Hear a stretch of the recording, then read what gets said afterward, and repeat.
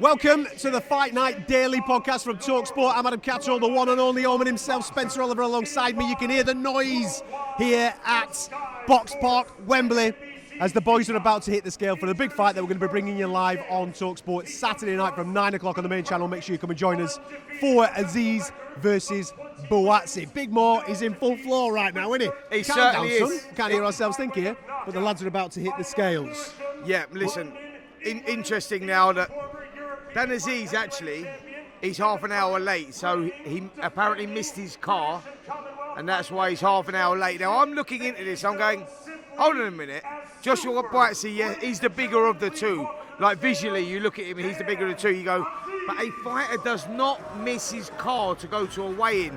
And I'll tell you why they don't do that, because every fighter, doesn't matter what weight division you're in, every fighter struggles to make the weight. You'll be away now half hour early as opposed to half hour late because you want to get something down here. You want to get some fluids back inside you. So talk me through this. He's about to hit the scale then, because obviously what you're saying, for people that are not familiar with weigh-ins, is that he's had to take weights off this morning. Well, I'll read into it as you will. Okay. I can only go by what they're saying, that he missed his car. But he looks great on the scales. 4 pounds, 5 ounces for Super Dan Azeez. Under. Comfortably inside the weight as well, so that's what I said to you, read into it as you will, but you know, he doesn't look dry, he looks great on the scales, which is a good thing. This is an old school throwback fight we got coming up here. I can't wait for this fight, by the way. Let's have a look at Joshua Buatsi, because I don't know how you've taken to him this week. I'm looking from afar, I've not been face to face with him, hopefully we'll get to chat to him in a minute or two. He does look a tiny little bit drawn. It's going to be interesting to see what he looks like on these scales right now. Because he is a big lad, let's be dead straight, he's a big old boy, is Josh Buatsi for this weight. Absolutely.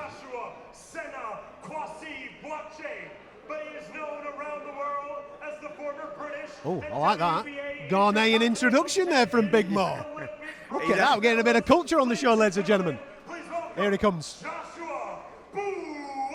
Now remember, Joshua Buatsi is the challenger coming into this fight, because Dan Azeez has done it, British champion, Commonwealth champion, European champion. I know that obviously it's British and Commonwealth that are on the line here at the weekend. Buatsi has been British champion previously, but he reneged that obviously to go down the alphabet belt, international circuit and all that type of carry on. But this is more than that, it's not about belts, this is about the bragging rights of South London. Absolutely, and people have got to understand what that is. This is all about legacies. Buatsi now on those scales, looks good as well. Yeah, he does. 6 pounds for Joshua Buatsi. He does look good. Yeah, how he's making 12 stone, I don't know, man, because he's a big boy. He certainly is. He certainly is. Listen, what we've got now, both guys made that weight, and what we've got now is something very, very special. Interesting, actually, that Buatsi, Dan Azeez actually come in £2 under. £2 underweight. Under Buatsi. Yeah, absolutely, which is very interesting. But yeah, what we've got here is something very special coming up on Saturday night. If you look at the form book and you go, look at these two guys, where they were sat, like where they began. Like Buatsi was the golden boy, wasn't he? He was the boy that went to the Olympics, won the bronze medal. He was the one that, when he turned professional, high, big things were expected for him. Whereas Dan Azeez is going and knock on every promoter's door. Excuse me, mate, can I have a contract? No promoter wanted him. He had to do it the small hallway. Yeah. Going in the box, small hall shows, Southern area, English, British, Commonwealth, European. Done it, he's learnt the hard way, learnt on the job, really, if you like. Now we find ourselves in this position. Fascinating fight, Adam, for so many reasons. This could be a fight that's won and lost, depending on who handles the pressure better going into this fight. Because, like you said there, with not just what's on the line with, the mandatory position of the WBA on the line. So that's with the opportunity to fight Dmitry Bivol, Artur Beterbiev. They're fighting June the 1st. The possibility of fighting the winner of that. Not just with that, but like you say, South London bragging rights on the line as well. It's a big thing. Yeah. The way that I look at this fight, from a Dan Azeez point of view, we consistently keep setting ceilings for Dan Azeez. So he gets into him, he's gone the traditional route, as you've rightly said. Small hall, Southern area title, into British title. He fights for a British title, and I'm like, I don't know, man. He wins it. Gets into a Commonwealth title fight. I don't know, man. Comes through it, and he comes through it in flying colours. has to go away from home to become the European champion. So you're thinking to yourself, a trip to Paris to become European champion. I was there. I don't know, mate. I don't know if you got. I don't know if you've got the abilities to be able to do it. Every single time he smashes through this ceiling that we keep putting on him. So again, we're at this point. I don't know, man, for this particular fight. But one thing that we can say, Dan Azeez, as a pro, has achieved more so far through 20 fights than Joshua Buatsi has done through 17 fights. Now, Joshua Buatsi, of course, became British champion, reneged that, and then he's gone down this international path. Right at the start of Joshua Buatsi's career, as he's turned over from the Olympics, comes out with a medal, right? And he's fighting regularly, and it's good. And the momentum's there. Then all of a sudden, it just stalls, and it stalls. I don't know whether it stalls because he gets the opportunity to fight Dimitri Bivol, and he says, "No, I'm not ready." Yeah. Now that's a big thing. That's a big moment there. You're getting an opportunity to fight for a world title. If we kind of flip it a little bit and make that comparison to Anthony Yard does not have the amateur pedigree of a Joshua Buatsi, but he gets the opportunity against a Kovalev away from home in Russia. Everybody with a brain that watches boxing is probably going, "What you doing, mate?" You know what I mean? That's a little bit of a crazy thing, but sack it. I'm rolling the dice. Let's have a go. He comes up short. But look at the stock of Anthony Yard now, risen. He's had another go against Peterbiev. Yes, he's fallen short again, I get it. But he's risen. And if you were to ask the majority of boxing fans right now who the premier light heavyweight is in Great Britain, despite never winning a British title or even fighting for a British title, the majority would say Anthony Yard. Absolutely. Because he rolled the dice. Now, obviously we're now back at this stage. This fight at the weekend for Joshua Buatsi is absolutely gigantic. Again, bragging rights South London, as you've just pointed out. But if he falls short in this one, he will solidify the action of not going for a Bivol. Yeah. Because in walking away from it saying I wasn't ready, okay, people might understand that at the time. But now you solidify it by saying you're absolutely not ready. If you can't get through a Dan Azeez, with all due respect to Dan Azeez, world level is not your level, mate. Absolutely, and I think that he's put himself in this position now, Joshua Buatsi, and that's where the pressure is all on him. Yeah. Is because he's put himself in a position, like you say, turning down Dimitri Bivol, but also, if he loses here now, that's a tough road back for him.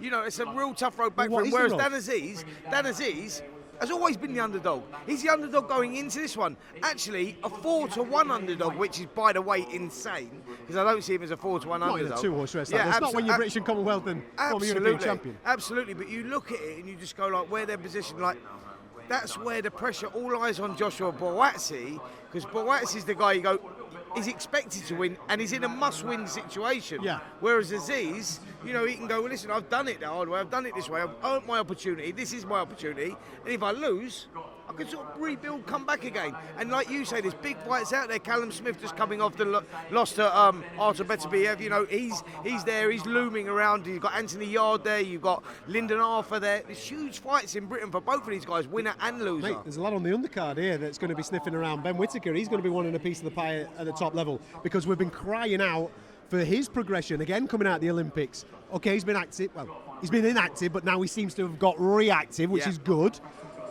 There's going to be a point down the line this year, 6 months, 9 months, where we're going to need to see Ben Whittaker in a proper fight against an opponent that we're all familiar with.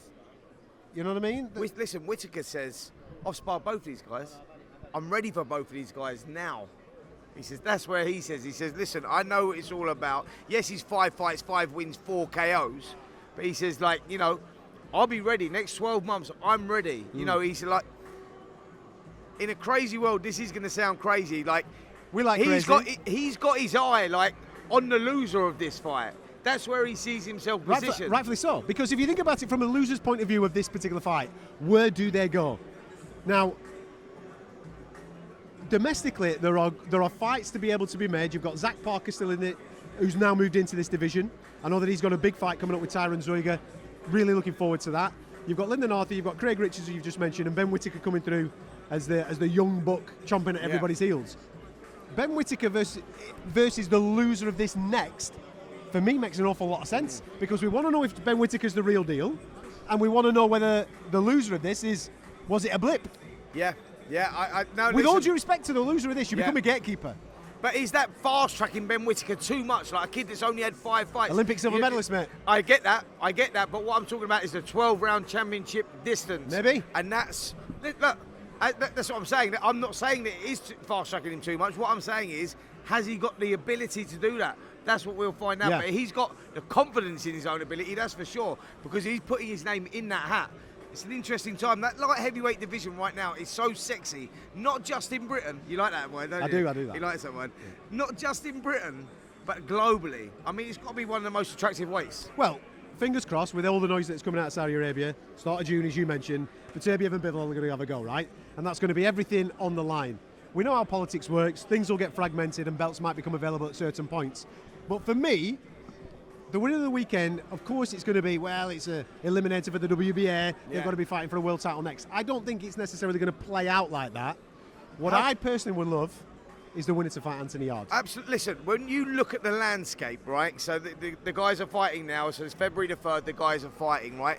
So they are going to be well rested by the time June the 1st comes. They're going to be wanting to get in the ring again then. Yeah. So June the 1st, that's what we got for the Undisputed. So what do they do in the meantime? Fight Anthony Yarde. Where man. do they go? Let's go. You know what I'm saying? Like, you got Anthony Yarde, you got Callum Smith there, like I say, you got Lyndon Arthur there. There's opportunity. Ben Whittaker, he'll be sniffing around. What I'm saying is there is big fights around there on these shores. So, and I'm sure that will happen before they get a chance to fight for this Undisputed, because all about timings. What about Adam Azeem and his progression? I mean, to become European champion, to snaffle your record, mate, I apologise for that. 26 years, baby. Yeah, but he's taking on a lad that used to be champion, not lost it in the ring as Enoch. Yeah. And this on paper, without any shadow of a doubt, despite what you think of records and what have you, is Adam's toughest test. Absolutely. Enoch Poulsen, 14-0, 5 KOs. As you rightly pointed out, you know, injury took this title away from him because that he had to vacate through injury. He still feels that's rightfully his. He's come here and he's relishing the chance to box Adam Azeem, who's only had 10 fights, and he sees this as a huge opportunity. I think what we're going to find out with Adam Azeem is just how good he is. Can he compete at this level? Because Poulsen is proven at this level. But look, if Adam Azeem is as good as what we all think he is, potential superstar status, he should come through this. I think the problem that they've got for Adam Azeem is, how do they hold him back? Because if you look on the world stage and you see now that, you know, we've seen Devin Haney just move up and beat Regis Prograis, and in unbelievable performance, Regis Prograis there. You've got Javante Davis, Ryan Garcia. The names are endless in that weight division. And the touch below, you've got Dalton Smith now taking on Zepeda. Dalton Smith, that's the route where you need to see Adam Azeem go. Yeah. You need like Adam Azeem, Dalton Smith, British Commonwealth, European titles on the line before they step up into that world stage. I mean, again, another huge opportunity for these guys, but Azeem is the star of the future. Yeah. As you can see, joining us, promoter extraordinaire, but dad extraordinaire for this weekend. Is that right, Mick? I'm Francesca's dad. That's right, that's right. That's what I'm known as. Mick Hennessy very kindly joining us. I need to ask, does she get the dance moves from you, mate? I am, considering the size of me, I am very light on my feet, so yeah, I think she did. Yeah, definitely. How are you enjoying watching her transition, obviously, from being an elite amateur into now the professional ranks and just looking like a kid that's bloody enjoying the time of her life? Yeah, I'm absolutely loving it. I mean, it's well deserved, and as Spencer knows, because Spencer was one of the very first people who spotted her talent. And at that stage, not a lot of people were getting it. I knew it, but Spencer got it straight away, and he ended up being in one of her corners at a big tournament. Yeah, we was in Sweden, to give you an idea, guys, of where this was. I think that Francesca might have been 16, 17 years of age, was she? She was, yeah. 16, 17 years of age. Golden Girls competition. So one of my mates, his son was boxing on there as another bout, 2 males boxing on this competition that has 360 girls from around the globe. And I mean, there was a lot of countries turned out. So all of a sudden I rock up there. Mick Hennessy's here, his daughter's boxing. Wow, I didn't even know Mick's daughter boxed. That's insane, brilliant. So I knew Michael boxed, his son, didn't know his daughter boxed. All right, brilliant, let's have a little look at this. All of a sudden she boxed. I kid you not, and I'm not just saying this because Mick's here, and Mick knows that this is from the heart. She blew my mind the way that she boxed. She come out there and there was this Nazeem sort of movements, the confidence, the swagger that she had, but she carried that into the ring and delivered that in her performance. So all of a sudden she's boxed one fight and I thought, wow, brilliant, I need to be involved in this. I need to see what's going on. Started doing Francesca's corner. She actually won best boxer of that competition, 360 girls in that competition. That's when I knew this girl was a star of the future, right? And I think that she turns professional. You know, so there's a lot of pressure on her shoulders because she's Mick Hennessy's daughter. She's boxing on Sky Sports. You'll call first debut fight. She comes out, bang. She just soaks it up. She's like, you know, she's one of those. You know what? Champions feed off pressure. Champions feed off that. You know, when their name being under spotlight, they perform in those. And the Francesca's got that. She come out and she had the swagger in the ring walk. She got in there and she delivered a performance. You know, and I think that what we're seeing with Francesca is the same, that right development and right guidance, and Mick will do that. I think that if you do that, we've got a future star of women's boxing. Women's boxing's evolved so much. Francesca is going to be at the forefront of that. Yeah, what Spencer said there, I mean, it was very nice that someone with Spencer's knowledge was out there, because, as I say, it took me a while to get people to understand how good she was. But Spencer is a great judge of fighters and a great boxing brain, and he really loved it and told everyone he loved it as well, and it was nice of him to do that. I was invested, man, straight away. Adam, you couldn't not be invested when you spotted that. It weren't just like spotting someone's daughter boxing, and I'm going, I'm invested because it's my mate's daughter, because I didn't know that Mick's daughter even boxed, and I just saw it and I was like, it was a blow my mind performance, and it will always stick with me. How easy is it to allow her to turn pro now, when maybe there's other paths like Olympics and all these types of other things that are available, turning pro at this stage as she is so young? Well, I made the decision because she had a couple of brutal decisions in the amateurs, and I say brutal, and it was disgraceful. I don't know how people get away with it. And for me, in my honest opinion, they tried to keep her going out to the international contests, and basically, in my opinion, she could have been an incredible Olympic gold medalist. She's got everything to do it. She's got the power. She's got the talent. She's got the grit. She's got determination. She's teak tough.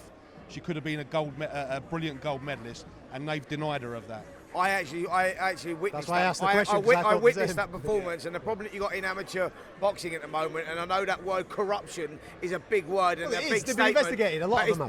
Yeah, that's right. And I say, when you saw the performance, the reason why Francesca turned over, and you saw the performance when she boxed this girl internationally, and I mean, it was not even like one of those that you don't even have to know boxing to know that she won the contest. Like, you don't have to be a good judge of a boxing match to know that she won the contest, and it was taken away from her, and you go, Mick done the right decision there, making that decision for her to turn professional. I suppose the question I want to ask you, Mick, is from a father's point of view, because I know, because I've got kids as well, and I go, so that's your daughter, your little baby, and you got Michael and everything, she's got your little baby and all that. How do you feel like when she's doing that ring walk, like the nerves, the butterflies? Because like he's smiling his head no, off. I know, mate, but they're inside, mate. You've got to be like, you know, even though you know she's that good, there's that nervous thing. And like, as a father, because you promoted some of the biggest, best fighters in the world, Tyson Fury, you know, is included in that as well. You know, you developed Fury to get him where he is today, and I go, how is it as a father, as opposed to acting and looking like it as a manager or promoter? What's the difference, like, you know, for you yourself? The difference is that with a lot of the fighters I've always looked after, I don't get to spend 24/7 with them in camp and training and stuff. I see a lot more of Francesca, and I know how good she is. I know when she's 100% fit, and I know when she's not. So that's quite reassuring. But the one thing about her is I've got complete confidence in her, because I know when the going gets tough, she gets tougher, and she really, that's when she's at her best. When you get her doing 8-10 rounds, even 12 rounds as a pro, people will be astonished how good she is. I've seen her in with world champions, European champions, and we really know how good she is. And one thing about her, a funny little story with Fran, was when she was younger, when she first started, and she was really overweight. She hated running. She would never run. She would never do strength and conditioning, never do anything. But all she loved was she'd have her old boiled gum shield, which she'd done herself, and she'd turn up on the apron, she'd land on the apron, and she'd want to spar boys all night. And when they said that's enough, she'd give me a dirty look as if to say, get me back in there. Mate, Brilliant. you got me excited. Good cheers. Brilliant. You've got me excited. Can't wait Listen, for that. Mick, we'll let you crack Continue on. the journey, We're yeah. going to get you again tomorrow after the performance, if that's all right, my friend. Brilliant. Take care, Well and you, done, sir. Mick. Well done, mate. And best Mick, luck, get to see you. Francesca. Looking forward to you, that. mate. Looking forward to Fran doing anything tomorrow night. And one man that we're looking forward to being back in action, kindly joining us now. Don't be tripping over any wires, mate. Don't be getting yourself in any Not trouble. now. Joshua Buatsi, obviously, in the main event tomorrow night. Listen, man, weighing days, they're never the funnest. We've been speaking about this as a former fighter yourself, mate. But all good. You look well. Everything all good regarding the weight. All good, can't complain, man. Waited a bit, but it's all good, man. Just want to get some food down, you know, and get ready to fight. Yeah, you come comfortably inside the weight, and you look great up there as well, Josh. You know, like when a fighter, like you see them 24 hours before, and they look good, and you see them on the day of the weigh-in, eyes sunken, the skin looks dry. You look really good, mate, and you look like you've done the weight really well. Yeah, no, it was comfortable. Of course, we all work hard to make the weight, but we made it comfortably. Now, we all know the beard's going to come off, man. You know what I mean? The girlfriends have got to get ready, haven't they? You know what I mean? Because because we have a routine now from this point to the fight. That's it. I'm glad you're all familiar with it. The hair's going to go, the beard's going to go, another side's going to come out, so I'm looking forward to it. Obviously, people in the media throughout the course of the week talk about pressure, they talk about the magnitude of the fight, and they talk about what this means going forward. Have you felt the pressure coming into this one? I've always felt pressure in these fights, not these fights, in the 17 fights that I've had. But I always say that if you're in it and keeping up with everything and what everyone's saying, you're going to feel it more. For me, there's always pressure because I want to win. I want to turn around to everyone and say, we had that fight and I won. That's the pressure on me. Of course, there's the pressure from you guys, the fans and everyone, but life has pressure in it, man. What challenges does he bring you tomorrow night? A hungry man that knows that there's a lot at stake. Listen, man, I'm looking forward to the slick-shaven, fresh haircut, and the party tomorrow night. Listen, Man, I'm looking forward to the performance. So I'm looking forward to it, for sure. Josh, go well, mate. Have a wonderful Josh, day, mate. best Take of luck, care, my buddy. man. Great, well done. Josh Buatsi very kindly giving us up a little bit of time to come and join us to talk pre-fight. Do you know something? Like I said a little earlier on in the programme, I saw him earlier on in the week, and maybe it was camera, maybe it was lighting or something like that, and he did look a little bit drawn. Standing right next to him, he actually looks like he's done the weight pretty well there, to be fair. He does, and he's a big light heavyweight as well. You know, you look at the size difference between him and Dan Azeez. Dan Azeez is, he's a fair size himself, but Buatsi's very, very big at the weight. But yeah, that's the first thing that I noticed. Eyes not sunken, skin looks good, and also he's comfortable in. Like, listen, trust me, if he was tight at the weight, he wouldn't have been coming here standing with us right now. So he's comfortable in his surroundings and whatnot. All good signs for Joshua Buatsi. Obviously, we're just speaking about Fran Hennessy there, and I wanted to just catch Mick just before he left. Progression's going to be really key, isn't it? Because the talent pool for the girls compared to the lads at this stage of career isn't necessarily as deep. I'm enjoying just watching a kid enjoying being a fighter and putting on shows, but there's going to be a question a year in, 2 years in, and she's still only a baby at that point, where they're going to go, right, mate, we need to get you in with someone. She needs to be allowed to get her woman strength, because like you say, you look at her and you go, wow, she's still a baby, really. Got all the skills, and all that, the boxing IQ, ring craft, all of that stuff, and even more so, she's got the ambition, she's got the drive, she wants it. But you're right in what you say, Adam. There is not a pool of women's fighters like there is in males boxing. So the progression is quicker, and it's all about keeping Francesca back and letting her learn and develop, as a professional. And I think that is key to her success. I'm looking forward to seeing her do her thing tomorrow night, and you'll be able to catch it on TalkSPORT. We have got a double broadcast. TalkSPORT 2 from 7 o'clock. Make sure you come and join us for that, because that'll have the majority of the undercard on there. We just mentioned Fran Hennessy. She's going to be on there. Catterall will be taking part on that as well, as will Ben Whittaker. Really looking forward to seeing him back doing his thing. Then we've got Adam Azeez in the European title fight against Enoch Paulson. That might, given timing allowances, might be over on TalkSPORT from 9 o'clock. So make sure you come and join us for that as we switch over to TalkSPORT at 9. The main event will definitely be on TalkSPORT as Dan Azeez defends his titles against Joshua Buatsi. And as Joshua Buatsi has just kind of alluded to there, he knows the pressure's on. He knows that this is a coming of it. This is the moment that Joshua Buatsi has got to announce himself as the main light heavyweight in Great Britain, punch his ticket towards those world title fights that hopefully might materialise at the back end of the year. Listen, man, I'm looking forward to it. Are you buzzing for it? Listen, I am buzzing for it. I'm buzzing for the whole card. You know what? This is a great card. Not just the main event, old school throwback fight, but you look down the card and you see like we've got potential superstars. Potential superstars coming out of this card. And I'll tell you another thing as well. we won't get Caroline Dubois, Ben Whittaker, and Adam Azeem ever boxing on the same card again, because I think they'll all develop, and that's a fair point. I think they'll all be headlining at some point. And if me and him do your head in, Carl Froch is on the broadcast tomorrow night as well, so it's absolutely well Come worth on, tuning Cobra. in. There you go, 7 o'clock, TalkSPORT 2. Come and join us for this epic showdown from the OVO at Wembley.